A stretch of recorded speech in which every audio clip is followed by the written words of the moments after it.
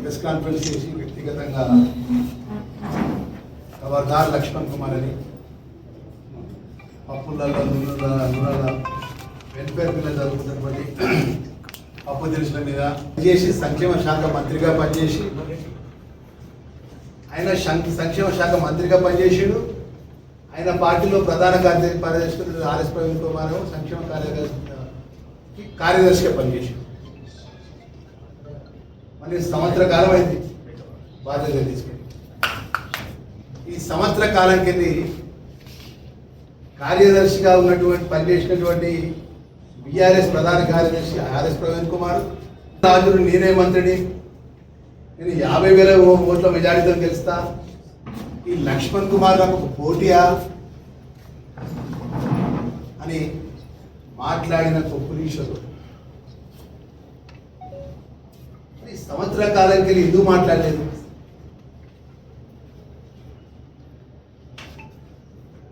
సంక్షేమ శాఖ మంత్రిగా నేను పనిచేసాను కదా 1 ఇయర్ నుంచి. గతంలో సంక్షేమ శాఖ మంత్రిగా నువ్వు పనిచేసినావు, ఏదైతుందో సెక్రటరీగా పనిచేసినావు. మరి మీరు ఇద్దరుగా చేతులు దోసుకున్నారు. ఏమైనా పూర్తి అవగాహన ఉండి మాట్లాడుతున్నా, అవగాహన లేక మాట్లాడుతున్నా? ನೀವು మాట్లాడింది ఏంది? మీ నాయకుడే హరీష్ రావు గారు మాజీ మంత్రి 2,000 కోట్ల రూపాయల స్కామ్ జరిగింది. అడ్లూరి లక్ష్మణ్కు అవగాహన లేదు, పొన్న ప్రభాకర్కు అవగాహన లేదు, వాళ్ళ మంత్రిత్వ శాఖలో ఏం జరుగుతుందో తెలియదని చెప్పి హేళనగా చిరుమందహాసంగా మాట్లాడుతుంటే ఎవరైనా అవమానపరుస్తున్నాడు, పంచకుండా మాట్లాడినాడు. దానికి జవాబు చెప్పు తప్ప సూటిగా జవాబు చెప్పినాం కదా. నువ్వు దొంగ తిరిగి తిరగలే కదా.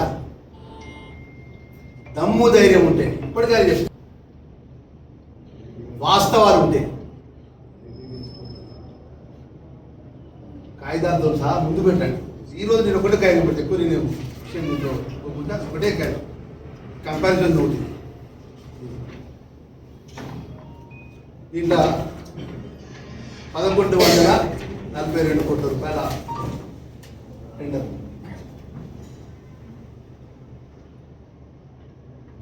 ఇదంతా వీళ్ళ కాపీ ఇస్తారు. 683 కోట్ల రూపాయలు టెండర్, సుమారు టెండర్ వాల్యుయేషన్తో టెండర్ విలువడం జరిగింది. మిగతా 500 కోట్ల రూపాయలేమో ప్రభుత్వ రంగ సంస్థలకు ప్రభుత్వ రేటు నిబంధనలకు అనుగుణంగా ఇవ్వడం జరిగింది. సంవత్సర కాలంకి వెళ్ళి పనిచేస్తున్నా, మన సంవత్సర కాలంకి వెళ్ళి పనిచేస్తున్నటువంటి మాజీ మంత్రి పొలిటీషియన్కు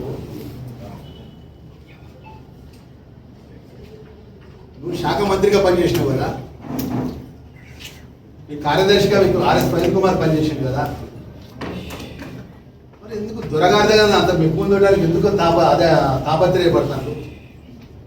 హరీష్ రావు దొరగారి దగ్గర ఆ దొరగారిని ఆ మాటలంగా అంత ఉలిక్కిపడి ఎందుకు వ్యక్తిగతంగా దూషణ చేస్తాను? నన్ను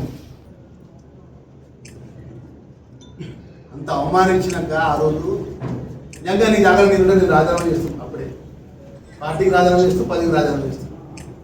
చేయి పట్టుకొని ఆ రోజు నీకు నీ మద్దతుగా నేను మాట్లాడినాను. తోటి దరిద్రుడిగా నీకు అవమానం జరిగితే తోడు దరిద్రుడిగా నేను మాట్లాడిన ఆ ప్రతిపక్ష పార్టీగా నీ నాయకత్వం మీద, నీ పార్టీ మీద మాట్లాడాను. 2018 ఎట్లా గెలిచినావు నీ తెలియదా? యావత్ తెలంగాణ ప్రజానికే తెలియదా? మంత్రిగా పనిచేసినావు కదా. ఎలక్షన్కి సంబంధించిన పిటిషన్ కోర్టులో ఉన్నాయి కదా. ఈవీఎం మిషన్లకు సంబంధించిన స్ట్రాంగ్ రూమ్ తాళాలు పోతాయా? నువ్వు బాధ్యత గల మంత్రిగా ప్రభుత్వంలో పనిచేస్తున్నావు. ఈవీఎం తాళాలు మాయమని అంటే సమాధానం చెప్పినావు.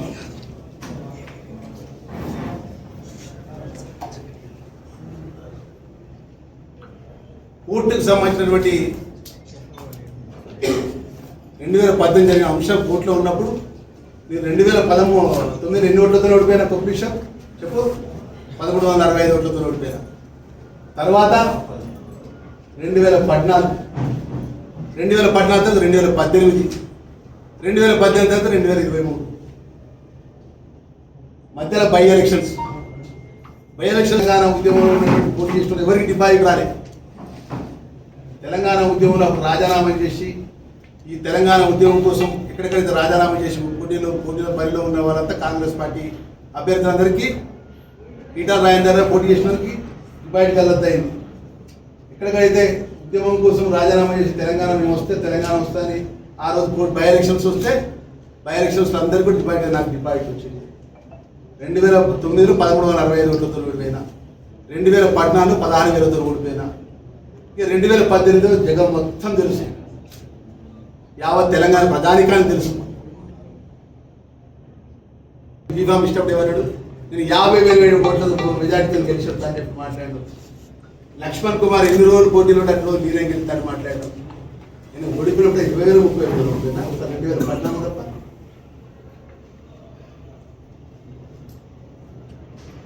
రెండు 2023 ఎట్లా గెలిచినా నువ్వు 2014 నుంచి నువ్వే రాజుగా నువ్వే మంత్రిగా ఉండి ఆ ప్రాంతానికి లాస్ట్ చివరికి రెవెన్యూ డివిజన్ తెచ్చుకోలేదు, ఒక బస్ డిపో తెచ్చుకోలేదు, ఒక డిగ్రీ కళాశాల తెచ్చుకోలేదు. మన ప్రాంతానికి నీళ్ళు మొత్తం హరీష్ రావు దొరగారి ప్రాంత నీళ్లకు, గజ్వల్ దొరగారి నీళ్లు, కేటీఆర్ దొరగారి నీళ్లు పోతే మన ప్రాంతం నీళ్ళ చుట్టిపియలేదు. ప్రజలు వ్యతిరేకత చేసి ఇక ఉంటే మన బతుకులు బాగుపడేదని చెప్పి ప్రజలు ఇక నాకు ఆశీర్వదించి గెలిపిస్తే అంత అవహేళన. ఏమైంది? ప్రజలు ఎందుకు ఓట్లేయలే? పార్లమెంట్ ఎలక్షన్స్లో ఎంపీగా పడ్డావు కదా, ధర్మపురి నియోజకవర్గంలో ప్రజలు ఓట్లేయాలని ఎందుకు ఓట్లేదు? దాని జవాబు పప్పులలో దోసుకున్నాం, నూనెలలో దోసుకున్నాం, మసాలాలో దోసుకున్నాం, బియ్యంలో దోసుకున్నాం. ఈ దోసుకునే గుణం, దాచుకునే గుణం ఇది. అది మీ పెటెంట్, అది మీ జన్మహక్కు.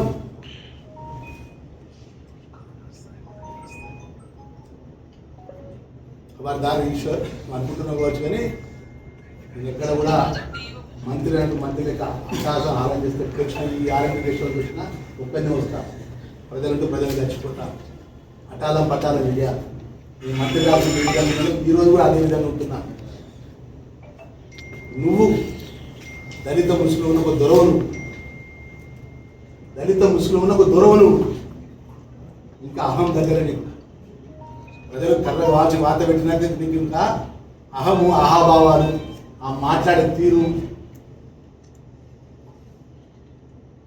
జీవన్ రెడ్డి గారు మొన్న 2 నెలల క్రితం వరకు కూడా కాంగ్రెస్ పార్టీలో ఉన్నాడు కదా, 3 పంటలు కొనుగోలు చేసినాం కదా. మరి 3 పంటలలో మేము ఎంత దోసుకున్నామో మరి జీవన్ రెడ్డి గారు చెప్పాలి, జీవన్ రెడ్డి గారికి ఎంత వాటా ఉంటుందో చెప్పమని. ఇప్పుడు వాటా కొనుగోలు ఒకట మేము 10 కిలోలు కటింగ్ చేసి దోసుకున్నామని చెప్పి నువ్వు ఆరోపణ చేస్తాను కదా. నీ టీఆర్ఎస్ పార్టీకి నేను పార్టీకి నాయకత్వం గతి లేదని చెప్పి నువ్వు కాంగ్రెస్ పార్టీ నాయకులు తీసుకొచ్చి కండగొప్పి టీఆర్ఎస్ పార్టీ ప్రధాన కార్యదర్శి జీవన్ రెడ్డి గారిని చేసినాం కదా. జీవన్ రెడ్డి గారు 3 వడ్డ కొనుగోలు పంటలు అయ్యేస్తారు, కాంగ్రెస్ పార్టీ పక్కన కాంగ్రెస్ పార్టీ ప్రభుత్వంలో ఉన్నాడు కదా, ఆయన వడ్డకెళ్ళాలి అక్కడ తిరిగింది కదా, ఆయన ప్రభుత్వంలో ఉండి మాట్లాడింది కదా. మరి 3 పంటలకు 4 పంటలు వాళ్ళు 4 పంటలు వడ్డ కొనుగోలు ప్రభుత్వం సుమారు 5వ పంట కొనుగోలు చేసి మన రైతుల రైస్ మిల్లర్ల దగ్గర ఎంత దోచుకున్నాం ఎంత దాచుకున్నామో చెప్పమని లెక్క చెప్పాను. చిన్నప్పుడు పర్సనల్ ఫంక్షన్ నేను ప్రభుత్వం అనుమతి తీసుకొని ఇవ్వాలి, నేను ఉంటే నన్ను వ్యక్తిగతంగా ఖబర్దార్ అని చెప్పి నా బాడీ లాంగ్వేజ్ లెక్క పెట్టుకుంటా, నన్ను అవేళగా మాట్లాడేందుకు మనసు కొంచెం రక్తం ఉడికిపోయి వచ్చి అది ముందు వచ్చి మాట్లాడాను. నిజంగా చెప్తాను, జిల్లా పరిషత్ చైర్పర్సన్గా 2011 చేసి ఇక్కడ నా మీడియా మిత్రులందరూ చూస్తున్నా. ఓడినా గెలిచిన ఒకటే పార్టీని ఒకటే జెండా నమ్ముతున్నా. ఒక్కసారి ఓడిపోతే పద్ధతి ఉంటుంది, అడ్రస్ లేదు. నీకు నువ్వు మాట్లాడితే విషయం నేను ఒకవేళ ఈ నిమిషం కూడా చెప్తాను, నేను మొన్న ఇచ్చిన మాట కట్టుబడి ఉంటా. 2,000 కోట్ల రూపాయల కుంభకోణం జరిగిందన్న హరీష్ రావు మాటకు నేను కట్టుబడి ఉంటాను. నిజాయితీగా ఉన్నాం, నిస్వార్థంగా ఉన్నాం. ఇది ప్రజాపాలన, నీ కేసీఆర్ పాలన కాదు, నీ దోసుకునే పాలన కాదు, నీ దాచుకునే పాలన కాదు. ఒక్క ఉదాహరణ చెప్తా, చివరి ఒకటే మాట. ఈశ్వర్ చేరేది కదా, నీ పిఎల్ నీ దగ్గర చేరక ముందు వాళ్ళ ఆస్తులు ఎంత, ఇలా నీ దగ్గర పనిచేస్తున్నటువంటి పిఎల్ ఆస్తులతో బయటికి దిగుతుంది. నీ దాకా కాదు, నీ దాకా వ్యక్తిగతంగా నేను మాట్లాడదలుచుకోండి. నీ దగ్గర పిఎల్ 7 మంది పిఎల్ ఉంది కదా, నీ పిఎల్ దగ్గర చేరక ముందు వాళ్ళ ఆస్తులు ఎంత, మీద బియ్యలుగా చెప్పడానికి వాళ్ళు ఆశలు సంపాదించడం చెప్పి అది ఉదాహరణ సరిపోతుంది మీడియా మిత్రులందరికీ అంతకంటే చెప్పండి.